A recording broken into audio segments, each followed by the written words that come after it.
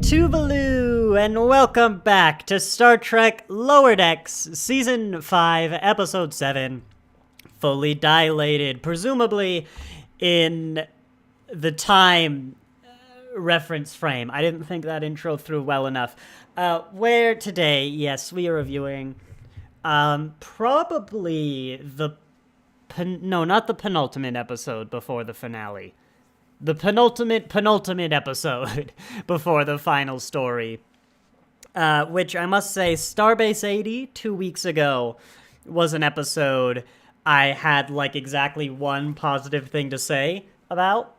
This is basically the opposite, where I essentially have one negative thing to say about, and that's that Mariner was a little too reference-heavy for my taste, and it really took me out of it. Everything else about this episode I loved.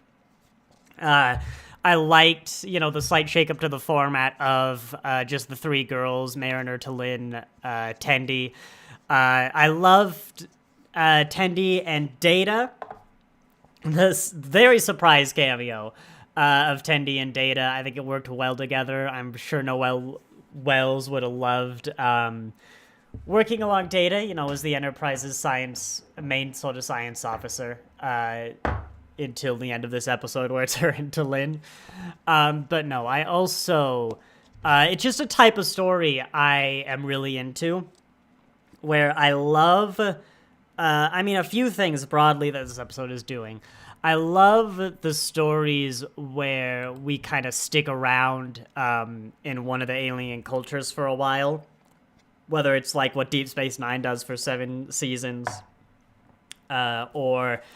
something like this. Maybe something like Darmok. I think, it's just called Darmok, is another example where, we're just in a setting we aren't usually in. Because even when we do away missions, there's still kind of cuts back to the Enterprise, or, they're going back and forth up the planet. But this is like, no, you're stuck here. You have to live here. So, they reference most of them, like Carbon Creek, The Inner Light, those kind of episodes I'm a fan of. This was a very minor case, but I love the episodes, like, again, the Voyager one they referenced, or just stories in general where we really stick with a planet for a long time. So, like, again, what Deep Space Nine does with, like, every race in Deep Space Nine, or the Voyager one where you see, like, the whole history of this race. This was only a year. And, it was kind of set dressing. I mean, the plot needed them to be on this planet for a year. And it was kind of set dressing to the character work with Tendi. But I think it still added to an element of sort of uniqueness, of specialness. Also just beautifully animated. I mean, how many episodes of Star Trek are set in a location like this? Especially... before the modern, because I realized they do love having officers retire to places like this. But I feel like you don't really get this color palette in Lower Decks. It's beautifully animated of these purples and greens. I love the aesthetic. I love Mariner's outfit. Just the old-timey kind of aesthetic. That's not just some standing set Paramount or CBS has up. So there was a lot of little things that contributed, just that I like, and kind of added to this episode, helped it feel special, or just really good.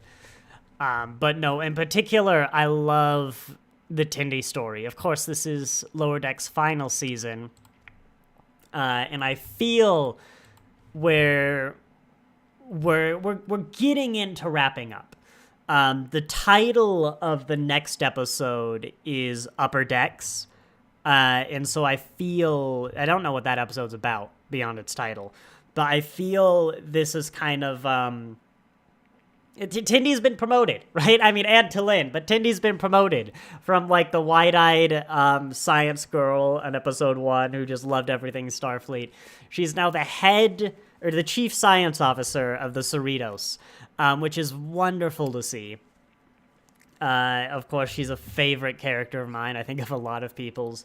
But, this season has been building, I think, to our characters getting that kick up into the upper decks, well, as it says. I don't know if we'll get, like, everyone promoted next episode, but even if we don't, we've had, like, Mariner super confident in just leading her missions, being in charge of this one. The bridge crew just giving out pretty senior roles to, like, Boimler and Mariner in command. Rutherford's kind of always been the character who's happy to be here, but, he is happy to be here. In engineering work, I mean, which is basically the, like, division I'm like in real life. I'm a software engineer. I guess you can only really get so senior other than being the chief engineer. Like, where is Rutherford? There we go. Give me a Rutherford frame. And the show hasn't really given him a chance to, like, lead many engineering projects because there just haven't been many large-scale engineering projects. But still, I think Rutherford's nature is he's always felt like, short of being the chief engineer, I don't really see how much bigger he could be. I think Billups has been like, oh, you're my top guy a lot. I think he's been up there ever since the episode where he tried all those different divisions, when he went into security and all that, and he got all chummy with Shax. But no, broadly, I think we are building to a satisfying, not conclusion, conclusion to the show, but a good end to the story for us, where we can just be like, yeah, then they're going off. They've kind of achieved their goals to the point where we can trust they just go off and have all these adventures we can just think about, or we could leave to the extended media, maybe even some show spin-off in, like, a few years, a few decades. But yeah, I am very happy with Tindy and getting everyone promoted, and I think we'll see next episode, and certainly by the end of the series, everyone kind of in some sort of they're on the senior half of their positions. Going on, I did remember doing that big spiel. There was one critique, right? Episode ruined. It's totally nonsensical. Why do you need to send the lieutenants if you're afraid of missing, like, whatever the night was? Like, I don't remember the food. Because they're only going to be gone for, like, a second, real time. I'm sure Mariner, despite being on that mission for a year, is still going to go eat whatever food she wanted to eat. Minor thing, but I was like, that's a bit weird. But no. Brent Spiner, I should probably mention, the surprise cameo. I will have to admit, in the animated thing, I actually wasn't sure if it was Brent Spiner right away, which is weird. Because he was, like, just in Picard. I should know what old Brent Spiner sounds like. Maybe it's because I've been watching so much TNG with the wife. But, no, he was good in this. I mean, it's Brent Spiner playing Data. He's always great. Had a few good Data lines. I've said before, especially in Season 3 of Picard, that just, like, having the old character generally isn't something I get too excited for. You have to, like, use them for something. But I think it was a very good use of Data here. Sort of, other than perhaps Spock, the kind of Star Trek science officer, and get Leonard Nimoy is not around anymore. You could get Ethan Peck, but no, screw it. Like, I'm not going to call Ethan Peck Spock the science officer. I mean, Data makes sense for the time. He's the character, like, one of the few characters who actually could have worked here, where you could have had him on this planet for years. I guess you could have the Doctor is, like, the only one I can think of off the top of my head. Of course, it allows him to be someone Tindy can really talk to, express her thoughts and her feelings, but he can't get involved because he's just a head. I just thought it was a good dynamic, too. I think Tendi and Data worked really well together. And so, yeah, I think it was a great cameo. Which, come to think of it, I don't think we've had too many cameos this season. Is this even the first cameo? I think it might be. I know there's a cameo coming up. I'm actually kind of surprised we haven't gotten it yet.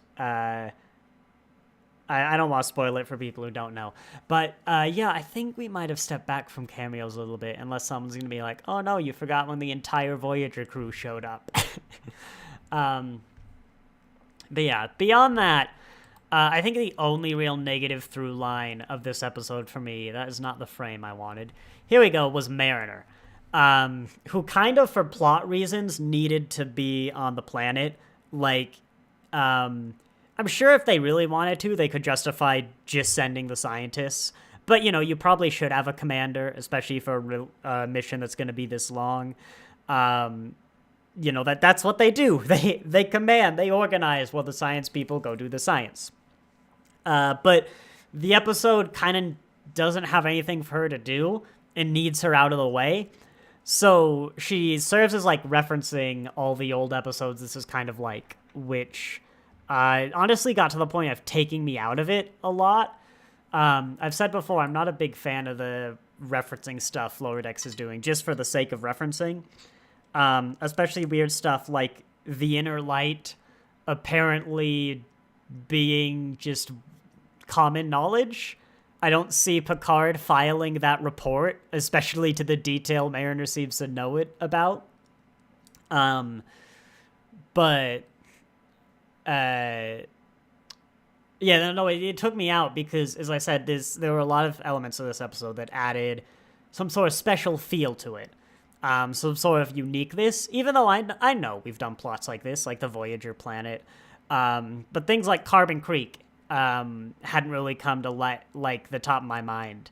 I just wasn't thinking of the episode. In the Inner Light, I would never really thought is similar to this because honestly, I don't really get it other than like time passing like a little faster. I don't really understand that comparison.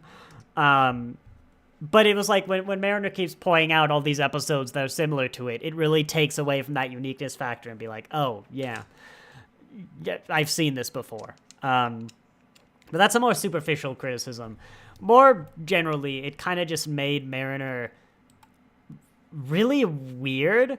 I guess she wants to be like Captain Picard. She is really embracing that kind of nerd, yeah, just that nerd who's really loves Starfleet, Star Trek.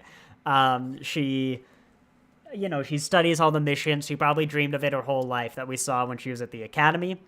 And you could say, having accepted that about herself, these references to missions and stuff are a part of that she's just embracing her deep, like, knowledge and love of these Starfleet officers she, like, grew up admiring.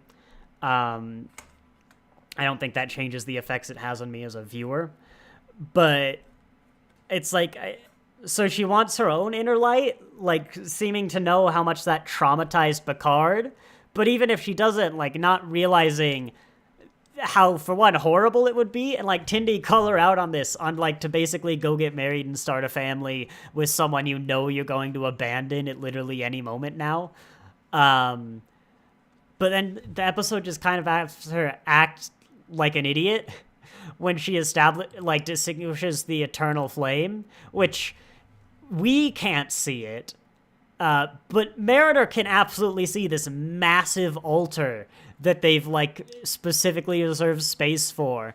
The first thing I notice about this establishing shot of the village is like the ceremonial altar fire thing they have at the beginning when we get that establishing shot, and they just have her extinguish it, not realizing that, one, it's not actually an issue.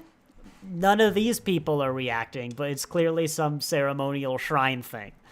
So like I get the episode's need to take her out of the action, but they kind of did it at a detriment to her character, in my opinion. But it wasn't so bad because it was a minor aspect of the episode. Sorry, I do still have a bit of a stuffy runny nose from last week. But I think, yeah, the Tindy stuff was really strong. There was something about... Oh, that's a great frame. About the ending... I did find a little anticlimactic and odd, like having two senior science officers is kind of a contradiction in terms. Like you can't be the senior science officer if there's two of them, because there's someone like next to you, if not technically above you. But I mean, it seems to be a position that Freeman can just do whatever the hell she wants for. It kind of makes like, there are logical reasons to have the two. And the episode, very clearly establishes they're both deserving. I think we maybe could have done more on the planet to demonstrate how they complement each other. Because so far, their two experiments seem like totally unrelated. I don't really see any way they came together. Like, broadly, I can see why their character traits, Tendi being a lot better at connecting to people and that communication. Well, don't get me wrong, still being like an amazing scientist. With Talin arguably being a more capable scientist who can do some of that, like, just hardcore analysis faster in an exceptional quality than Tindy, but missing out on some of the obvious social clues, and more importantly, the communication. And yes, that social dynamic that is important as the senior science officer, which does admittedly beg the question why so many senior science officers have been Vulcan or straight up emotionless. But I digress. No, I just overall think this was a very strong episode. I think I'm going to transition now into the scene by scene. Look, this is why we love Tindy. I want this little ball of optimism to be my senior science officer. But it's really nice having spent so long with these characters and watching them really change and develop. Now just seeing them be like, being able to go up to the captain and be like, hey, can I just present this to the like senior staff? Because that's a thing she could reasonably expect to be allowed to do. Going on. Minor gimmick, but I do kind of like the joke that in this episode, this universe, humanity and the Federation are just really obsessed with purple. Probably why they came to this planet. But I bring it up here because this is the Enterprise D. And given how, like, similar the two universes seem, I mean, Data went through Time's Arrow exactly as he did in our universe, and a bunch of other stuff was referenced. I can only assume, logically, what we can take is that the reason the Enterprise D was destroyed in Generations is because it wasn't purple. And if it was purple, they would have survived. It's the only logical explanation. Can't wait for Fan Home to release the purple Enterprise. Let's see. I don't know how much more I have to say about this, and honestly, the more I talk, the more I'm going to get rather coffee. With, as I said, I'm gonna have this cough for like the next month of streams, just so you know. I'll probably have a slight cough with the Doctor Who Christmas special. Oh, obviously, this was just plot necessary. We need to waste a few seconds up here. But I do like the occasional cutaways to the scenes of them just, like, freaking out in existential horror. The months that are passing down on the planet. Because Voyager, I think there's just, like, some technical hiccup or whatever. And they fairly calmly, I mean, there's the urgency, but they're fairly calmly just, like, trying to solve it. And it's an even bigger time dilation for Voyager than here, I think. But here, I just like that they increasingly just keep freaking out more and more and more.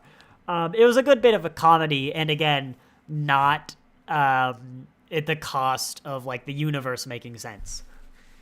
I mean, it was very animated and over the top, but it's literally animated, so that makes sense.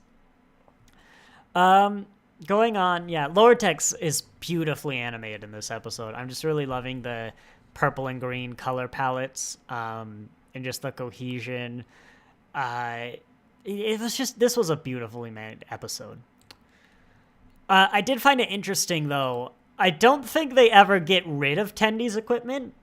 I don't know how advanced the society is. I mean, probably about the level of vacuum tubes, looking at it. But it did seem weird to me that they seemingly left all of this technology to power a positronic brain just, like, in this building. Didn't Tindy invent, like, both hydro and wind power? She has a line about, like, oh, now your brain will be powered by, like, wind and hydro. But maybe, like, I don't know, off-screen they got rid of it. Also, just noticing, actually, there are no rafters in this barn. For that one guy. Yeah, right there. For that guy to hide in. Oh, but now there are beams. I take it back. Lower Decks is a horribly animated show. It deserves to be canceled. No. Although it was an interesting mistake. Yeah, going further, I think I have probably said my piece on this episode. I just love the costume department. Love the story. I love the character work. Tindy is always a ball of joy. I love that probably for the last time we got a final push into Tindy. Like, this really feels the end of her arc. She has literally just fulfilled her childhood dream of being the chief scientific officer of a Federation starship. So I think we really are entering the end game of Lower Decks. And I'm really glad that we got to see that. Not as, like, some flash forward, which they might do. But I kind of don't want to see that flash forward because it sets our characters in stone. Like, I want to see them kind of achieve their goals, just hit those goals of, like, Chief Science Officer or, you know, promote Boimler, you know, another rank. To, like, a proper lieutenant, and then we let our minds take it from there, right? Because I'm not super into the Discovery characters, but I feel it was a bit of a mistake to show them all retired, because now it's kind of like, I feel you can't go back and add, like, a movie, or a show, or books, games, whatever, which, like, obviously you technically can. They reference going on adventures and stuff, but I feel... particularly for this show, you should let their careers remain in the future. At least, you know, in like 10, 20 years, if you want to do an Upper Deck show, fine. But for now, I kind of want them to achieve their goals now. I don't just want to be told, and then they become captain one day, the end. Wait, doesn't Tindy want to become captain, actually? That's another dream she said about being, but that's long-term career goals. You know, she's become the chief science officer. Yeah, you can probably have both. I'm sure there's a world you can do a flash forward that works for me. But I don't just want that to be the resolution. I want stuff like this. I want them to achieve their goals in the sort of quote-unquote present day of Lower Decks. But yeah, as I said, I think that was probably my piece on this episode. Went a bit longer than I thought, or maybe I was just live for... maybe my live counter is inflated a bit, because I was sitting here a bit before the stream. But yeah, that was a great episode. I hope these last 3 episodes can keep the strength of these last 2. Because what the heck was the last episode? I don't remember, but I remember saying it was an improvement over Starbase 80. Oh yeah, of Gods and Angles. No, these last 2 episodes, I mean, you could argue we just concluded Mariner's story. You know, you could keep telling that more, but I think we've really demonstrated her growth as an officer, and we can let us just kind of take it in our heads that she'll go on and grow however far in that career she wants, is the officer she wants to be.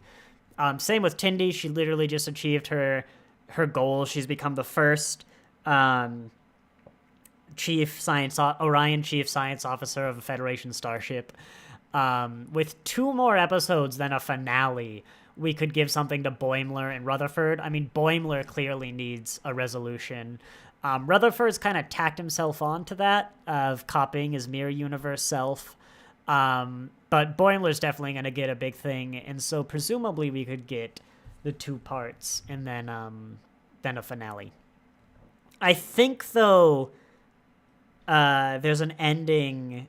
the going off the titles, it might be more of a 2-part finale, which would make the next episode the last one before that final story. But we'll see how things go. It could be the Boimler thing. It could be something else. But I have faith. I have faith that we'll get some good ending to all of this. I'm just not 100% sure what it'll be. So I will say thank you all very much for watching, and I'll see you next time.